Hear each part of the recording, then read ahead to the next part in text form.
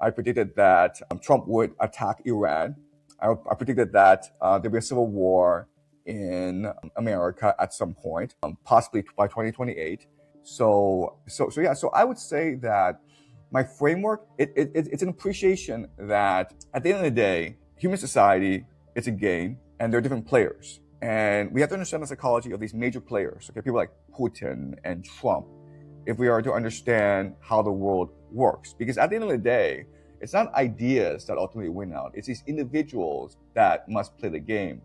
And they're going to play the game that maximizes their best interests. And if we see the world that way, then I think it makes much more sense. So I've been using this analysis, game theory analysis, to understand geopolitics, and it's turned out pretty well. Okay, so most recently, I was on some geopolitical podcasts, and I kept on arguing that this American war in Venezuela makes absolutely no sense whatsoever. If you look at it from a game theory perspective, what Trump is doing doesn't really make any sense, because a lot of people are saying, well, he wants it for the oil. I'm like, well, if he wants the oil, he can just buy the oil, right? And that's what's happening right now, where Delcy Rodriguez, the new president of Venezuela, is issuing new laws that make it much easier for the private ownership of Venezuela oil companies, the Venezuela oil sector. Okay, so he could have done that, like, before. Okay, and so I kept on saying that. It was unclear to me why he was doing that, because I didn't have enough information to work with. I just knew like the standard geopolitical explanation that he wants the oil doesn't really make sense. Okay, and then what happened, of course, was that Maduro was kidnapped. The Delta Force went in, blew up, including the mausoleum of Hugo Chavez, and kidnapped Maduro. And they paraded him through the streets of New York.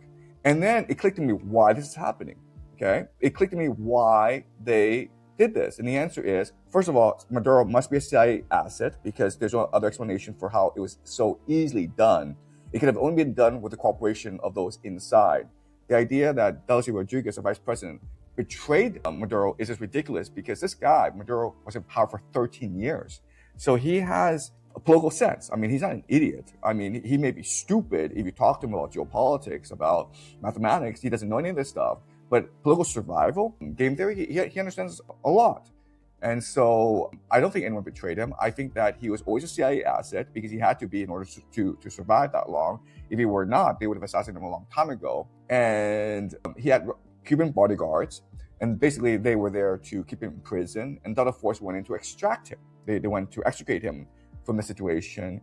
And the deal is that Maduro will be put on trial. I don't know when. I mean, it's going to happen soon. Then Maduro is going to say two things, okay? The first thing he's going to say is that Venezuela participates in drug smuggling, and therefore the Americans were right to arrest me for narco trafficking, okay?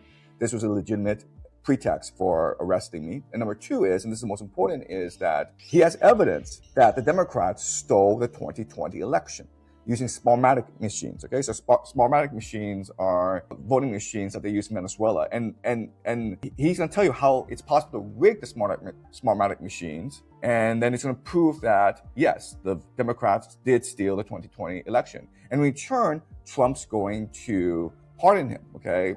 Both he and his wife were extricated from Venezuela. So it seems as though there was an agreement already in place. And so again, this is a prediction that I make, and we'll see in a month or two whether or not this prediction holds out. But again, like, this is game theory analysis to geopolitics, where before it's like, okay, it's just oil. No. What does Trump want? And what does Maduro want, right? Trump wants to overturn the 2020 election and get a third term, right? If he's able to prove to the American people that, in fact, the Democrats stole the 2020 election, then this justifies him running for a third term. And I think he will win by a landslide. I think that 2028, I would not be surprised if it was a Trump versus Obama matchup. And in that situation, Trump would win easily. Okay, I guarantee you, if that were the matchup, Obama would be destroyed, especially with the release of the Epstein files, right? Yeah. So you have to ask yourself, what is happening? Why this Venezuela kidnapping of Maduro? Why the release of Epstein files, right? And if you just look at Trump as the player, and he's trying to get a third term, and he's trying to become king of the United States, then all this makes sense. Ultimately, his greatest enemy in achieving a third term are not the Democrats. It's a deep state. Okay, so from his perspective, it was not the Democrats who rigged the 2020 election. It was a deep state or a certain faction of the deep state that was financed by CIA drug money that allowed the Democrats to win, that allowed Joe Biden to win. And so he needs to attack these people. And you can do that through, Maduro. You can also do that through the Epstein files. You can also do that through Palantir and Peter Thiel, right? Getting them to overturn the deep state and install a new deep state, okay? So that's what Donald Trump is doing. And so everyone thinks Donald Trump is an idiot. He may be an idiot, okay? I mean, I think if you were to ask him to write a paper, a speech, it would be a terrible, terrible speech. But in terms of personality politics, in terms of political manipulation, in terms of controlling optics, then I think he's the best in the world. I think he's a super athlete in terms of political manipulation and controlling political perception, okay? And that's the idea of game theory. For him to be in this position, he needs to be the best at what he does, okay? So ask yourself, what does he do really well? And what is his ambition? What are his motivations? What are his incentives? And what is optimal strategy? And if you look at it that way, then what he's doing makes perfect sense. And then you can extrapolate and make certain predictions in that. And I predict that he will win a third term. I predict that he will get a third term. In fact, I will go as far to say he will get a fourth term as well. Fantastic. I mean, the references that many people have made to his time in the WWE, I think it is, in the professional wrestling scene, seem to be ringing very true in the way that he manages politics as a form of entertainment, in a way as a story, as a show. And I think you've mentioned this quite often in your lectures. Okay. So I'll say this, okay? I will say that politics was always a show, all right? So let me give an example. George H.W. Bush. George H.W. Bush is in the Epstein files, right? And the accusation against him is that he was organizing these, orgies that we saw in Eyes Wide Shut. They were satanic rituals. And you know what? It fits his personality, okay? So let's go into some basic background about George H.W. Bush. First of all, we can guess that he was the mastermind of Iran-Contra, right? Because Ronald Reagan is an actor, whereas George H.W. Bush was a deep state operative since he was a teenager. I mean, his family is CIA deep state, okay? The Bushes. And he went to Andover, and he was in Skull and Bones at Yale, okay? So he really is the secret Satan that controls America. Iran-Contra, he masterminded that, okay? Now, what's interesting is 1980s, a conduit for Iran-Contra, that's drug smuggling, was Arkansas. And who was governor of Arkansas at that time? Bill Clinton, right? And we know, I mean, this is well documented. Bill Clinton and George H.W. Bush are really good friends. In fact, if you talk to people who know the two, people will tell you that George H.W. Bush saw Bill Clinton as a son, much more so than his own son, George W. Bush. He actually saw George W. Bush as a bit of a failure. And here was Bill Clinton, who was very articulate, very charming. He had a great future. And George H.W. Bush really mentored Clinton. And so in 1992, when George H.W. Bush and Bill Clinton were on stage debating, it was a show, right? George H.W. Bush was perfectly happy to give the presidency to Bill Clinton because he's actually better off in the shadows, right? Why is it that of all the presidents, we know least about the presidential afterlife of George H.W., right? We know that Bill Clinton started the Clinton Foundation. We know that Obama started his foundation. We know that George H.W. Bush became a painter, right? But we know nothing about the afterlife, presidential afterlife of George H.W. And we can just assume that he went back to being a spy, to being this puppet master around the world, okay?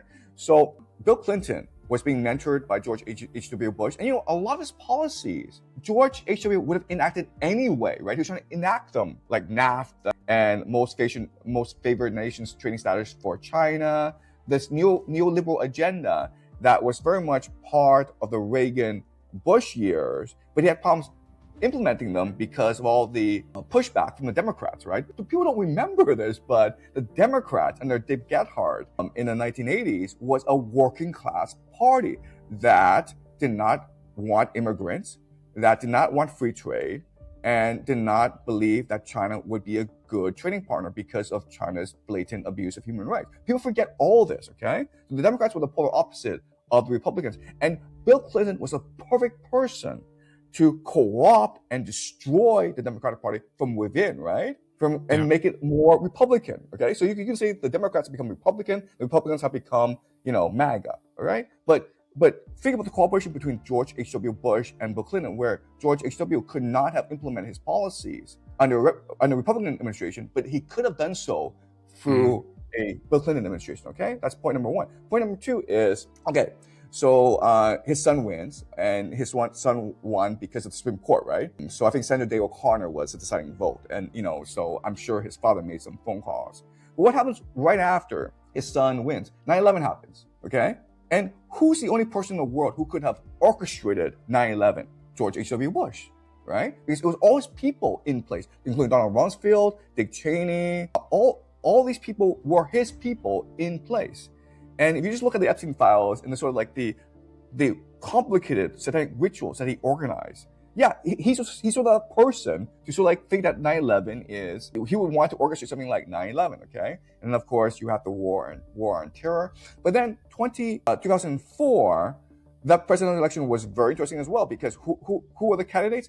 John Kerry for the Democrats, George W. Bush for the Republicans. Guess what? They're both skull and bones, right? And who's the leader of skull and bones? George H.W., okay? So no matter what would have happened, he would have won. And the policies would have continued, okay? Right? So you could, and then who comes next? Obama. I'm not sure if you know anything about Obama, but his family is clearly CIA. If his family is clearly CIA, then he's another puppet of George H.W. Bush, all right? Yeah. So it's just one continuous regime, one continuous set of policies. Yeah. But of course, the major disruption was Donald Trump, all right? But like, so if you go back to Ronald Reagan up until Obama, it's just one clear ideological framework for how geopolitics should be run. And whenever they ran into stumbling blocks, they found a candidate that could remove these stumbling blocks, right? So Bill Clinton removed the left working class objections to this regime. Then Obama was able to remove the liberal objections, right? Because remember, through identity politics. Exactly, right? Because remember, why do we have identity politics? Because of Occupy Wall Street. Yeah. Right? Because 2008, the entire global elite showed how corrupt, how incompetent they were by basically destroying the global economy. And then Occupy Wall Street. Occupy Wall Street was a real thing. It had a revolutionary tenure to it. And Obama was brought in to implement identity politics. If you want to create reality, then you have to be able to control and direct the consciousness of the majority of people. Okay? And that's what the elite do. Ever since the beginning of time, right? So before, these people were called priests, right? What's the job of priests? Priests were to create a narrative about the world that controlled and directed people's consciousness so that this reality could be manifested with the priest at the very center. And this is no different from the world we live in today. Why do we have schools? Why do we have media? Why do we have the internet? And the point is to conjure the consciousness of everyone in order to manifest a reality that benefits the elite. And what's the purpose of this reality? Now, ultimately, the purpose of this reality is to extract energy from people, because that's the real wealth in the universe, right? If the entire universe is consciousness, then the real wealth is the capacity to direct and extract this consciousness and direct in a way that benefits you, okay? And so another way of saying this is attention. Like, if you can direct people's attention, then you have all the power in the world, okay? And there are different mechanisms that you can use to direct attention. So the most easy, the most universal way is money, right? Because money has a way of focusing your attention on trying to obtain as much of it as possible. And then to support this idea, where money is the center of the universe, is the entire media ecosystem, where when you read the news, read it very carefully, right? It's always like GDP. Okay, what matters is GDP, how much money was made. It's not about happiness. It's not about well-being. It's not about spirituality. It's about GDP, okay? It's about human life, okay? So human life is an economic commodity.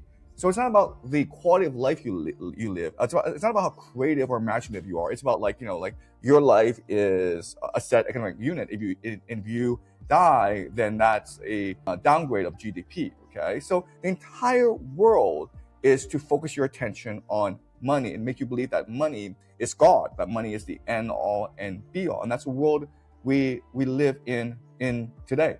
But what's key to understand is that actually, you know what? Money can go away. You don't really need money. But what you still need is to be able to direct and control people's attention. And that's why there are these fail-safes in the system, okay? And so the example, classic example is artificial intelligence, right? Why are they spending so much money on developing artificial intelligence? Is it really so that you can generate porn videos online so you can watch it? Is it really so that you have an AI girlfriend? No, the point is that once money is gone, you need a new god to replace money, and that has to be artificial intelligence, a mechanism or a device that can control your entire perception. Okay, so imagine, like you're online and this computer's talking to you, and I met people, I have friends who tell me like this AI is real, and like I'm trying to explain to them, no, it's not real. It's a goddamn hallucination. Okay, all AI is just statistical modeling. That's all it is. You're being fooled, and they don't get it. It's impossible to explain. No, it's real. I talk to him. I talk to the AI, and the AI understands me. Okay, so I mean that's the failsafe. Once the money system is gone, then you create a world in which everyone lives in his own individual matrix. Okay, it's like literally that, and like you spend all your time online talking to your AI girlfriend and talking to God, who will tell you how to live a better life. And what they don't understand is that behind this AI, it's like the Wizard of Oz. It's just like this old guy, like, talking to you, okay? And it could be like literally, literally it could be like millions of Indians in a warehouse somewhere talking to you. And you think it's God. You think you're literally talking to like Natalie Portman or someone, or like Audrey Hepburn, who's been brought back from the dead. All right. So yeah, I mean, like the problem of consciousness is that, it's beautiful. It leads to massive creativity. The problem of consciousness is like, we cannot differentiate reality from fantasy, right? We just can't do it. So once this AI system is in place, then we all become prisoners in Plato's cave. Yeah. So I think the greatest shock of the Epstein files is people recognize that the elite, they're not special. Okay, they're not. They're smart. They're not smarter. They're not moral. They're not more moral. They're not more competent. Okay, they can't even spell properly. Okay, and that's the great truth of this world. The people in positions of power are there because they were born into positions of power. That's something that I discovered when I went to Yale. I go to Yale and I'm expecting like this, this heaven of intellectual brilliance, and it's not. Even the professors were mediocre. They were just like, I was like, oh my God, this is like my high school, but it's bigger. That's all it is. And so like, and that's what people need to recognize, that the elite are just you and me. Okay. The only difference is they have all the power, and power corrupts. And so like I was talking to my wife about why Jeffrey Epstein was doing what he was doing. Like why are they doing this? Because like it's disgusting. And her explanation makes the most sense. So I mean, my wife, she's not from a powerful family, but she grew up in a very powerful organization, and from her early age, she's dealt with powerful people. Okay, so she knows what they're like. Okay, and she explained to me how they are. Okay, so the powerful people are usually born into a position of privilege, and if you're like that, there's no excitement in your life. There's no challenge. It's only just privilege, and privilege is boring. It's numbing. Okay, so for them, the greatest challenge is, how do you find excitement? How do you stir a feeling in your heart in this world? Her explanation is, you do it for children. Okay, why? Well, first of all, it's like having a doll, right? A doll you can play with, a cat you can play with, but children are much more exciting. You can play with them, you can control them, you can manipulate them, you can abuse them. And the other thing is that you can scare children much more easily. Okay, so there's conspiracy theory where the elite draw energy from adrenochrome. Okay, and adrenochrome. Okay, and adrenochrome is just blood that is excited, blood that comes from fear. Okay, and so you drink that blood because this blood is rejuvenating. Well, that's a metaphorical statement, where as a powerful person, and you see a child in fear, that excites you. That excites you both sexually and psychologically and emotionally. And so you have seen these videos of like Prince Andrew just running around and grabbing children, and he was like really, really excited, really, really happy when he's doing that. And the reason why is that's the only thing that can bring him excitement. Another example is a Squid Game. I'm not sure if you've seen the Netflix series, The Squid Game, right? The entire premise of the Squid Game is you have all these rich people in South Korea, and they have like the most money in the world. They can do whatever they want. They can like sleep with the most beautiful movie star in the world. They don't want to do that because it's boring. Okay, they're looking for some excitement in their life, and that's why they create the Squid Game. All right, so the Squid Game is just a metaphor for Epstein Island, where people are just these people are bored, man. They're bored by everything. They're bored by their own lives. They're bored by the people around them because they're all psychophants.